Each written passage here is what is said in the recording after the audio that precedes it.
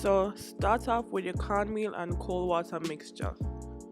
More you mix it with a whisk, and more you mix it like say you mix with the coronavirus with the Jamaica.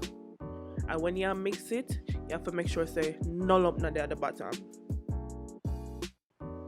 While you mix, you don't know you have to have some water on the stove or boil. Dash little bit of salt in the pot, like you want white woman and seasoned chicken. Oh, I forget, off camera, we put little pimento seed in the pot. We kind of want a porridge with no flavor. You don't want your porridge taste like when white people cook without seasoning. I mix it some more because I don't want a lump in my something. Oh, I make another mistake. I forget to record the part which part I strain the pimento seed them. This part important for make sure say no lump not in the porridge. Once your water boil out on the back side, just dash the something in the pot, but black your head back because it's hot. So once you pour the mixture in the pot quick, whisk it till you feel your arm drop off. For real, you have to go mix it for at least 10 minutes. But you know, if you can cook risotto, but at the same thing, just less lump. You have to go and whisk the something till you see it come to a boil. And when you lower the fire, because you don't want the cornmeal to pop up and burn your ass.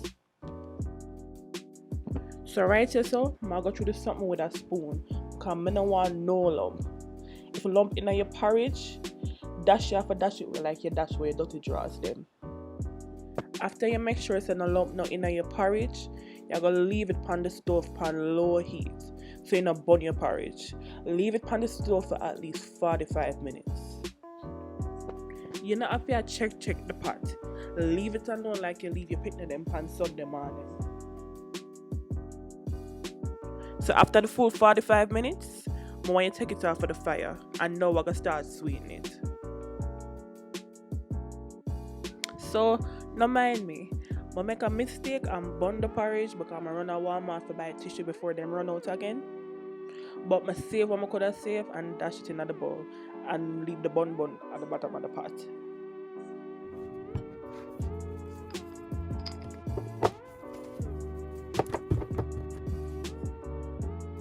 Right as so, I put in my spice them. Some something not bland like your sex life.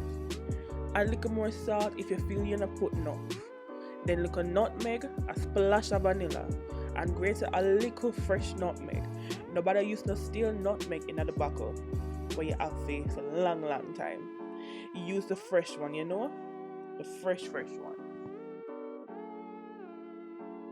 You're gonna put the evaporated milk and then the sweetened milk. Then the coconut milk. Lastly, you're gonna put all the milk and mix them in between. Taste your something before you give to people.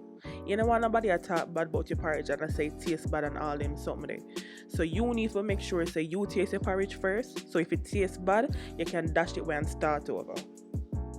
Once you like how the porridge tastes, when you put it in one plate or in one bowl and dash like a nutmeg on the top so it can look good. You know what I mean? And look on that. But something that have no lump and yours not have none either. If it have a lump, dash it away and repeat till it's smooth. I learned a little act on the Food Network what they them say if you put like a saran wrap on the top now go crumble up.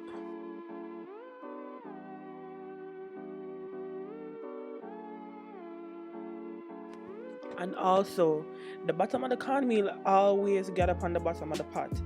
So if you use a non-stick pot, if you not have no dutchie, it usually come out. But if you use a dutchie, you have to go soak it for a few hours and it will lift right up like